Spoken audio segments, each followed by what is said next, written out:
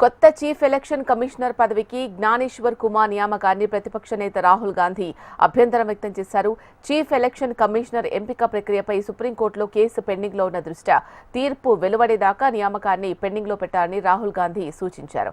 High level కమిటీలో majority సభ్యుల ప్రతిపాదనను రాష్ట్రపతి ద్రౌపది ముర్ము ఆమోదించడంతో భారత చీఫ్ ఎలక్షన్ కమిషనర్గా జ్ఞానేష్ కుమార్ నియమితులయ్యారు. ఈయన 2029 జనవరి 26వ తేదీ వరకు చీఫ్ ఎలక్షన్ కమిషనర్గా కొనసాగుతారు.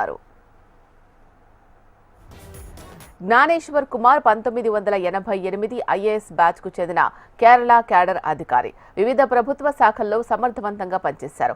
కేంద్ర సహకార శాఖ కార్యదర్శిగా పనిచేస్తూ గత 2024 జనవరిలో పదవీ విరమణ పొందారు.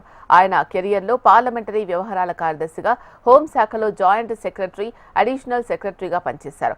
రక్షణ శాఖలో జాయింట్ సెక్రటరీ హోదాలో పనిచేశారు. ఐఏఎస్ అధికారిగా కేరళలో పనిచేసినప్పుడు ఆర్థిక, ప్రజాపర్ల విభాగంలో కీలక పాత్ర పోషించారు. 2012 నుంచి 2016 మధ్య ఢిల్లీలోని కేరళ హౌస్ రెసిడెంట్ కమిషనర్గా సేవలందించారు. హోంశాఖ మంత్రిత్వ శాఖలో జ్ఞానేశ్వర్ కుమార్ అడిషనల్ సెక్రటరీగా పనిచేస్తూ జమ్మూ కాశ్మీర్లో 370 ఆర్టికల్ రద్దు విషయంలో కీలక పాత్ర పోషించారు. ప్రధాని నరేంద్ర మోడీ నేతృత్వంలో బాధ్యత గల అధికారిగా పనిచేస్తూ కీలక బిల్లుల రూపకల్పనలో భాగస్వాములయ్యారు. రామ్ జన్మభూమి తీర్థ ట్రస్ట్ ఏర్పాటులోనూ బాధ్యతాయుత పాత్ర పోషించారు. దీంతో కేంద్ర ప్రభుత్వ కార్యకలాపాల్లో